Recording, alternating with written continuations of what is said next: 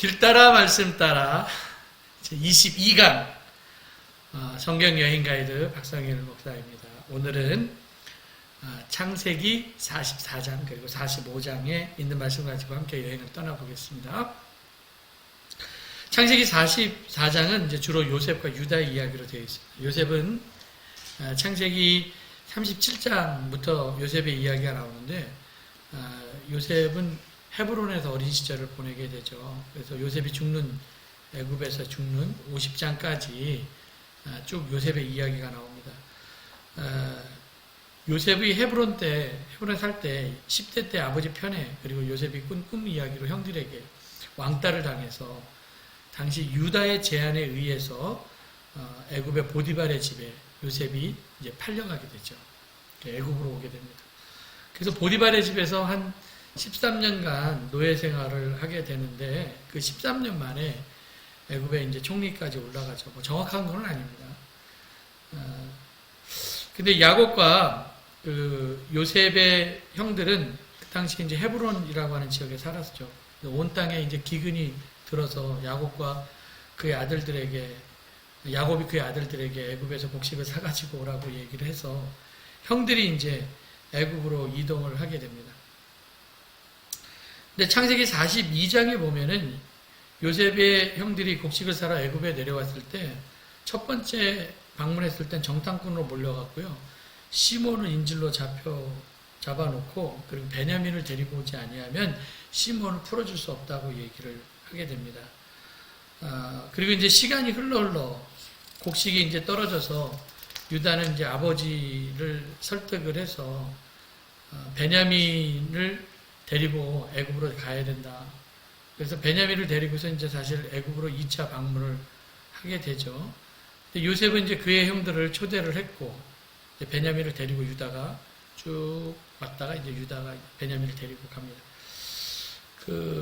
요셉의 형들이 두 번째 방문이었을 때, 요셉의 애굽의 총리가 되어 있었는 거는 뭐 꿈에도 생각하지 못했고, 자기 동생 요셉과 함께 이제 식사를 형제들이 하게 되는데, 정탐꾼이라고 하는 오해도 다 풀렸습니다. 이제 날이 밝으면 곡식 가지고 집으로 돌아가면 됩니다. 그런데 창세기 44장, 오늘 우리가 볼 말씀인데 또 다른 반전이 일어나게 되죠.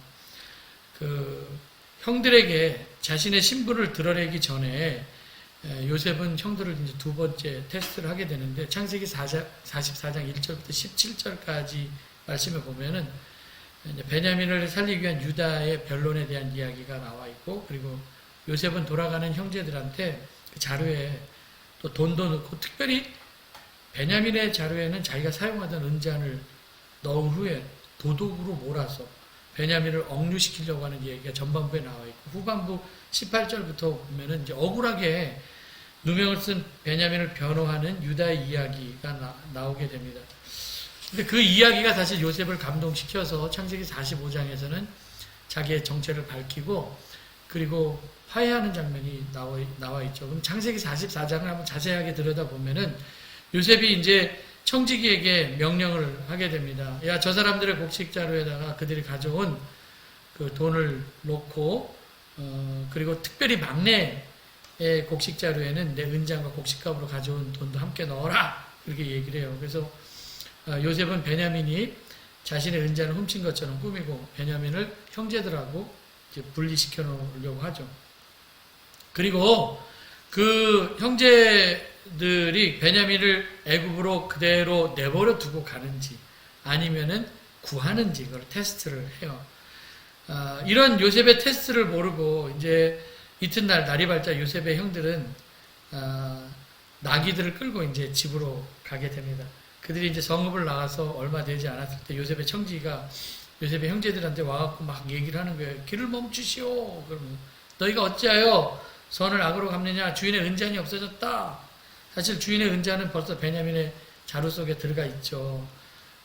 그것은 주인이 늘 점치는 데 쓰는 것이다. 너 이것들을 도둑질해 갔다. 너희가 행한 일은 악하다.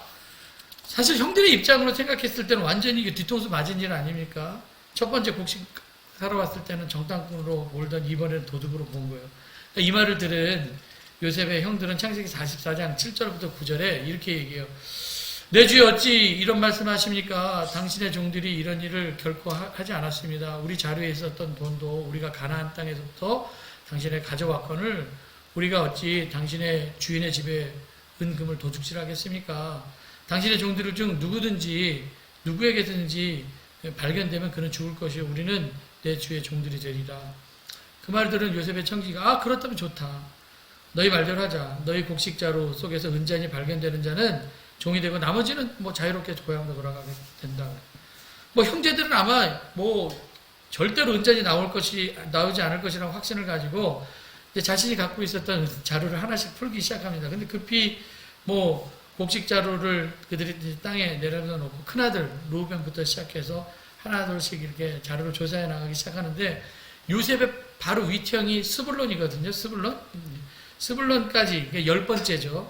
스불론까지 왔을 때도 은잔이 나오지 않았어요. 이제 막내인 베냐민의 곡식자루 하나가 남았는데 설마 뭐 베냐민의 자루에서 은잔이 나오겠어 했는데 그 설마가 사람 잡는다고 결국 은잔이 막내인 이 베냐민의 자루에서 발견되었습니다. 뭐 성경에는 나와 있지 않았지만 혹시 너 때 왜 그랬어? 뭐 이런 베냐민을 원망하지 않았을까라는 그런 생각을 해보고 베냐민도 얼마나 황당했겠습니까? 요셉의 형들은 은잔이 베냐민의 자루에서 나오자 막 할 말이 없었습니다. 이제 극한 상실감, 허탈감, 뭐 슬픔 속에서 막 옷을 찢고 나귀의 짐을 도로 실은 후에 베냐민을 애굽에 혼자 두고 고향으로 가지 아니하고 베냐민과 함께 다시 요셉이 있는 애굽의 성으로 이제 오게 되죠. 이때부터 사실 뭐 유다가 등장을 하게 되는 거예요. 사실 이때부터 여기서부터 이제 유다가 주연으로 등장을 하게 되는데 유다가 그의 형제들이 이제 요셉의 집에 도착했을 때 요셉 마침 집에 있었습니다. 근데 요셉을 보자 땅에 엎드려서 얘기를 하죠. 근데 이제 요셉이 그들한테 얘기를 하는 거예요. 야, 너희가 어찌 이런 일을 나에게 행했느냐? 나 같은 사람 점치는 줄 알지 못했느냐? 뭐 화를 내는 거예요. 그래서 16절부터 13절까지 이제 요셉을 설득하는 이 유다의 긴 변론 이야기가 나오는데 들으면 들을수록 눈물 납니다. 그래서 창세기 43장에서는 사실 유다가 아버지를 설득하는 이야기가 나오지 않습니까? 아버지를 설득하는 이야기가 창세기 43장에 보면 나오는데 우리 지난주에 기억을 되살려 보면은 창세기 43장 3절, 8절에 보면은 유다는 이제 아버지에게 그 베냐민을 데려가지 않으면 우리가 다시 애굽으로 곡식 사러 갈 수 없다. 아버지 결정하세요. 베냐민을 포함해서 우리 모두 굶어 죽어야 합니까? 아니면은 곡식 살아야 됩니까? 지금 결정하지 않으면 안 됩니다. 뭐 이런 얘기를 하죠. 결국 이제 유다가 아버지 야곱을 설득해서 이제 베냐민을 데리고 오게 되는데 데리고 올 때 유다는 아주 중요한 얘기를 해요. 내가 담보가 되겠다고. 그래서 9절에 보니까 내가 그를 위하여 담보가 되오리니 아버지께서 내 손을 그에서 들을 찾으셔서 내가 만일 그를 아버지께 데려가다가 아버지 앞에 두지 아니하면 내가 영원한 죄를 지을 것이다. 자신이 담보가 되겠다고 다짐을 하고 베냐민을 안전하게 데리고 오기 위해서 내가 최선을 다하겠다. 아버지에게 약속합니다. 그래서 창세기 44장에서는 이제 요셉을 설득하는 야곱의 이야기가 나오는데 아까는 유다를 설득하는 뭐 야곱을 설득한 유다의 이야기죠. 창세기 44장 16절 하반절에 보니까 저희가 뭐라고 변명하겠습니까? 하나님의 종들이 죄악을 찾아내셨습니다. 하나님이 우리의 죄를 찾아내었으니 우리와 이 잔에 발견된 자가 다 내 주의 노예가 되겠나이다. 그래서 베냐민의 자유에서 이제 은잔이 나왔다고 확실한 증거가 있으니까 뭐 이거는 베냐민뿐만 아니라 우리 모든 사람들이 다 노예가 되겠다라고 얘기를 하는 거예요. 그러면서 아마 유다는 자신들이 예전에 요셉을 노예로 판 그 죄의 대가를 하나님께서 물으신다는 뜻으로 이렇게 얘기하지 않았을까. 그것을 아마 뼈저리게 후회를 했고 뉘우쳤을 것으로 보여요. 베냐민과 같이 이제 종이 되겠다고 하는 것은 자신들의 죄에 대한 당연한 형벌. 우리도 뭐 동생을 노예로 팔았으니까 그래 우리도 노예가 되는 거 당연하지 하면서 노예가 베냐민과 함께 노예가 되겠다라고 하는 형제가 발휘되고 있습니다. 어쩌면은 형들의 마음을 테스트할 때 요셉이 가장 보고 싶은 모습이 아니었을까 이런 생각도 해봐요. 그런데 요셉은 정색을 하면서 얘기를 하죠. 그런 일은 있을 수 없다. 잔이 나온 사람만 내 종이 되고 나머지는 그냥 너희 아버지 집으로 올라가거라. 그때부터 이제 유다가 긴 변론을 하는데 이건 요셉에게 대한 변론입니다. 18절부터 20절의 이야기를 하죠. 내 주여 이 종이 감히 한 말씀 말하겠습니다. 당신은 바로와 같으신 높으신 분입니다. 위치가 요셉의 위치가 대단했다는 걸 알 수가 있어요. 이 종에게 노여하지 마십시오. 전에 저희들에게 너희 아버지가 있느냐 아우가 있느냐 물으셔서 저희가 늙은 아버지 있고 노년을 얻은 아들 청년이 있는데 그 아이 형은 죽고 그 어머니 아들로는 이 앞밖에 남지 않아서 아버지가 너무너무 이 아이를 사랑합니다. 당신이 동생이 있다는 말을 듣고 이 아이를 데리고 와서 정탐꾼이 아니라는 것을 증명해 보이겠다고 해서 사실 이 아버지를 떠나면 아버지가 죽는데 아버지를 설득해서 막내 아이를 데리고 왔습니다. 근데 너희 막내가 데리고 가지 아니하면 다시 얼굴을 볼 수 없다고 해서 아버지한테 그대로 전했습니다. 이제 곡식 떨어져서 다시 양식 좀 사오라고 해서 저희는 이제 막내 아이들을 데리고 애굽으로 내려왔습니다. 그때 아버지가 말씀하시기를 그게 이제 창세기 45장 27절 29절에 이런 얘기를 해요. 44장 내 아내가 나에게 아들 둘을 낳아 주었다는 걸 너희도 알지 않냐. 그런데 한 아이는 나를 떠났다. 나는 그 애가 찢겨 죽을 것이 틀림없다고 말하였고 사실 나는 지금까지도 그 아이를 다시 보지 못했다. 그런데 너희가 이 아이마저 나에게서 데려가다가 무슨 변이라도 당하면 너희 이렇게 백발이 성성한 나를 비통해하며 저승으로 내려가게 하고 말 것이다. 이렇게 말씀하셨습니다. 유다가 놀라운 말을 하는데 그게 이제 창세기 44장 30절 31절이에요. 아버지의 생명과 이 아이의 생명이 서로 하나로 묶여있구나. 이제 내가 주의 종 우리 아버지에게 돌아갈 때 아이가 우리와 함께 가지 않으면 아버지의 아이가 없음을 보고 죽으리니 이와 같이 되면 종들이 주의 종 우리 아버지가 흰머리로 슬퍼하며 세월로 내려가게 함이니이다. 아버지의 생명과 아이의 생명이 하나로 묶여있구나. 이 간결한 말이 모든 것을 대변하는 것 같아요. 그래서 아버지 야곱과 베냐민은 생사를 같이 해야 될 운명으로 베냐민 죽거나 그를 잇는 것을 꼭 아버지의 죽음을 의미할지도 모르는 것이었습니다. 그래서 유다의 마음은 늙은 아버지와 그의 어린 아우가 반드시 다시 만나야 된다라고 하는 걸 강력하게 이야기를 하죠. 그래서 만약에 이 꾸며진 범죄로 인해서 누명 쓴 거죠. 베냐민이 노예가 된다면은 도둑으로 누명 쓴 베냐민 대신에 내가 대신 노예가 되겠습니다. 이거 얘기를 하는 거예요. 그래서 유다는 도둑 누명을 쓰고 베냐민을 살리기 위한 그 변론을 계속하게 되는데 변호사 같아요. 그래서 잘못 말했다가 베냐민이 노예가 되거나 자기 모든 사형에 처할 수 있잖아요. 유다는 베냐민과 아버지 야곱과의 관계, 과거의 일을 기억하면서 차근차근 말을 합니다. 이런 유다의 변호를 듣다 보면은 형제에도 보여지고 또 아버지에 대한 효심도 보여져요. 그래서 유다가 이제 32절, 34절에 또 이런 얘기를 하죠. 제가 아버지에게 말하기를 제가 만일 아버지께 도로 데려가지 않는다면 제가 아버지 앞에서 그 죄를 평생 짊어지겠습니다. 고 얘기했습니다. 그러니 저 아이 대신 저를 여기에 머물러서 종이 되게 하시고 저 아이는 형제들과 함께 올라가게 해주십시오. 그 아이가 없이 제가 어떻게 아버지 얼굴을 볼 수가 있겠습니까? 저희 아버지가 겪게 될 그 비통함을 저는 참아 볼 수가 없습니다. 사실 유다에게도 자기를 기다리는 유다의 식구들이 있을 거 아닙니까? 그런데 유다는 그의 아우 베냐민을 이국 땅인 애굽에 버리고 가기보다는 차라리 자기에게 있는 모든 것을 버리고 베냐민이 풀려나기만 한다면 기꺼이 자기가 노예가 될 생각을 하게 되죠. 이 말을 들은 사실 유다는 요셉은 굉장히 신선한 충격을 받았습니다. 자기를 죽이려고 했던 게 이 유다 형이 아니었습니까? 그리고 팔려고 했었던 거에서 창세기 37장에 보면 26절, 27절에 유다가 자기 형제에게 이르되 우리가 우리 동생을 죽이고 그의 피를 덮어둔들 무엇이 유익할까?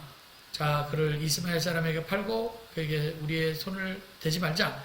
그는 우리의 동생이 우리 혈육이니 하며 형제들이 청종했다. 들었다라는 거예요. 그래서 유다는 요셉을 죽이자는 형들의 제안을 꺾고 애굽에 내려가는 노예상인에게 팔자고 한 사람이 유다였거든요. 그래서 요셉은 유다 때문에 남의 집에서 짐승만도 못한 노예로 고생을 하면서 억울하게 감옥생활을 했는데 이렇게 안 좋은 생각을 하면은 유다를 용서할 수 없죠. 너 때문에 내가 이렇게 고생했다 하면서 복수를 할 수가 있는데 근데 창세기 45장 1절부터 5절에 보면은 요셉이 유다 이야기를 다 듣고 복받쳐 오르는 감정을 누르지 못하고 자기 종들에게 모두 물러가라 그렇게 이제 얘기를 하고 이제 복받쳐 오르는 그 울음을 울게 되죠.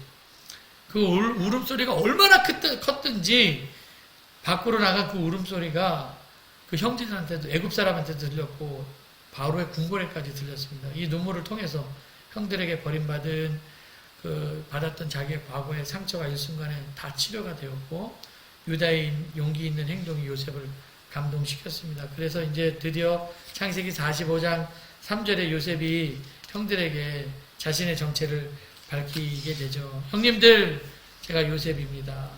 아버지께서 아직 살아계십니까?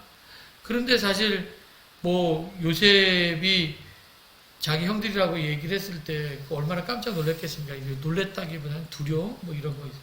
그래서 아무 말도 못하고 있었습니다. 아무 말도 못하고. 그들은 돈 몇 푼에 미디안 상인에게 팔았던 그 요셉이 애굽의 총리가 되었으리라고는 뭐 상상도 못했고, 여러분들 그 범죄 심리학에 보면 도둑이 제발 저린다 그런 얘기 있잖아요. 요셉이 절대 권력을 가진 총리가 되었으니까 아마 자신들에게 복수하지 않을까라고 하는 그런 두려움과 떨림이 있었을 겁니다. 근데 요셉은 침착하게 형제들이 겁에 질린 것을 보고 뭐 책망하거나 뭐 그러지 아니하고 오히려 안정을 시켰죠. 요셉은 형제들에게 얘기를 해요. 자기의 우애를 나타내고 싶어서 또 가까이 오라고 얘기를 합니다. 형님들 가까이 오십시오. 그리고 나서 이제 이야기를 합니다. 형님들, 나는 아우 요셉입니다. 형님들이 판 그 아우입니다. 그래서 5절에 우리가 너무나 잘 아는 얘기를 해요. 당신들이 이곳에 나를 팔았다고 해서 근심하지 마십시오. 한탄하지 마십시오. 하나님의 생명을 구원하시려고 나를 당신들보다 먼저 보냈습니다. 이 땅에 기근이 든 지 2년이 되었습니다. 앞으로 한 5년 동안 밭을 갈지도 거두지도 못합니다. 그러면서 7절, 8절에 당신들이 후손을 세상에 두시려고 당신보다 먼저 보내셨나니 그런즉 나를 이리로 보낸 것은 당신들이 아니라 하나님이시라. 하나님이 나를 바로에게 아버지로 삼으시고 그 온 집의 주로 삼으심에 애굽 땅의 통치자로 삼으셨나이다. 뭐 이런 얘기를 하죠. 이게 요셉이 형제들을 만났는데 뭐 형들이 나 팔아서 내가 여기 오게 된 것이 아니라 하나님이 나를 보내신 거니까 죄책감 갖지 말라. 형들 덕분에 내가 애굽에 와서 총리까지 됐다고. 지금 기근이 될 때 우리 가족들을 구원하기 위해 내가 도구가 되었다고. 그래서 막 원망하거나 형들 때문에 뭐 이렇게 얘기하지 않고 형들 덕분에 내가 이렇게 됐다고 하면서 그 악순환의 고리를 탁 끊고 이제 선순환으로 변화시키게 되죠. 그리고 이제 형들에게 기근으로 이제 고생하고 있을 늙으신 아버지를 모시고 오라고 얘기를 하거든요. 요셉이 형님들 이제 빨리 아버지에게 올라가서 이제 아버지의 아들 요셉의 이야기라고 말이라고 하면서 전하십시오. 하나님께서 저를 온 애굽의 주인으로 세우셨는데 지체하지 마시고 저에게 이제 내려오십시오. 그래서 아버지 야곱에게 가서 얘기하라는 얘기가 나와요. 아버지가 자리 잡게 될 땅이 나와 있는데 이제 그 땅이 이제 고센이라고 하는 땅이거든요. 고센이라고 하는 땅은 지금 바로 이 땅이죠. 아버지께서 이제 아들과 그의 손자들 그리고 양떼와 소떼들이 머물 수 있는 그 땅을 이제 준비하고 계셨고 아직도 기근이 뭐 5년이나 계속 될 것을 요셉은 알고 있었기 때문에 헤브론에 있었던 야곱을 고센으로 오라고 해서 이제 거기에서 부양을 하려고 했었던 것 같아요. 궁핍하지 않게. 그래서 그렇게 전하라고 이야기를 했습니다. 빨리 이곳에 내려오게 하시라고. 그래서 여러분도 한번 고센 땅을 한번 이렇게 보면은 헤브론 땅이 한 요 정도 되거든요. 그래서 고센 땅이 어디 정도가 되냐면은 요 정도 돼요. 그리고 여기에 헬리오폴리스라고 하는 곳이 있는데 이 헬리오폴리스는 지금 현재 카이로입니다. 이집트의 수도가 카이로잖아요. 카이로고 그리고 이 헬리오폴리스에는 온 땅, 그러니까 지난주에 돌발 퀴즈의 정답에서는 요셉이 거주하고 있었던 땅이 바로 이 온 땅, 헬리오폴리스 그리고 현재 카이로 땅이고 그 바로 밑에가 이제 고센 지역이에요. 고센 지역은 나일강 삼각주 지역으로 되어 있는데 그 고센은 고대 이집트 이름으로는 케메트라고 얘기를 하고요. 아람어는 미스르라고 부르는데 이 뜻은 검다라고 하는 뜻이에요. 검다. 그래서 여기에는 뭐 풍요의 땅 고센에는 지하 뭐 170m 이상을 파도 안반이 전혀 없는 땅, 비옥한 검은 땅입니다. 그래서 6월, 7월 달에 아프리카에 우기가 오는데 이 나일강이 이쪽으로 이렇게 지중해 이렇게 흐르잖아요. 그러면서 나일강 그 하류에서부터 시작해서 상류에부터 시작해서 하류까지 내려올 때 나일강이 범람하면서 떠내려온 뭐 나뭇잎이라든지 짐승의 똥들이라든지 이런 것들이 천연 비료로 이 땅에 쌓여요. 그래서 얼마나 땅이 비옥한지 농사가 너무 잘 됐습니다. 근데 사실 뭐 야곱은 농사꾼은 아니잖아요. 목축업이었기 때문에 좋은 땅 필요 없어요. 풀만 있으면 됐지. 고센 지역에 라암셋과 이제 비돔이 있는데 여기 타하니스라고 하는 곳은 이제 라암셋이고 그리고 이제 그 비돈이라고 하는 것은 바로 여기 아마 아바리스 정도 그 위쪽에 이제 비돔이라고 하는 지역이 있습니다. 이게 이제 고대 유적물이에요. 라암과 비돔. 왜 제가 라암과 비돔을 얘기를 하냐면 애굽 나일강 요 델타 요 삼각주 지역이라고 하잖아요.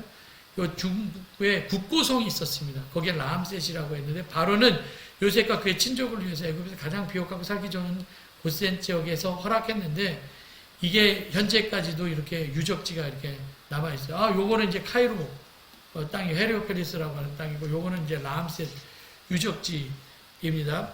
근데 사실 여기가 이스라엘 백성들이 요셉을 모르는 왕조가 나왔을 때 거의 한 400년 동안 그 후손들이 거주하면서 이스라엘이 큰 민족을 이뤘을 때 중노동하고 아주 국고성 비돔과 라암셋을 건축하기 위해서 그냥 노동했었던 곳이 바로 여기였었고 바로 여기에서부터 시작해서 이제 모세의 인도로 애굽을 탈출한 그 출발지가 되게 되죠.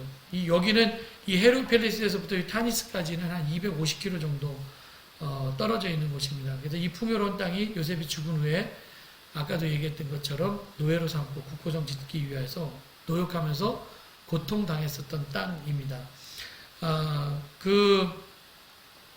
요셉은 사실 자기를 밝힌 후에 자기 아우 베냐민의 목을 껴안고 울죠. 그래서 베냐민도 요셉의 목을 껴안고 울고 요셉은 형들과 하나하나 입 맞추고 그를 붙잡고 울었습니다. 그래서 그게 이제 창세기 45장 중간 부분까지 해당되는 거고 그리고 그 다음부터는 요셉의 형들이 바로에게 가서 인사하고 그런 이야기들이 나오는 거 다음 주에 하고 오늘 돌발 퀴즈 내겠습니다. 오늘의 돌발 퀴즈. 요셉이 아버지 야곱과 그의 형제들을 위해서 준비한 땅이 어디인가? 아주 비옥한 땅이죠. 나일강 삼각지에 있었던 땅인데 그 땅이 어디인지 여러분 아시는 분들은 댓글을 달아주시기를 바랍니다. 방식이 좀 서툴렀는데 여러분들 이해하시기를 바라고요. 그리고 다음 주에는 창세기 45장 중간부터 46장까지에 있는 말씀을 보겠습니다. 한 주간 동안 좀 평안하시기를 바랍니다. 다음 시간에 만나겠습니다. 수고하셨습니다.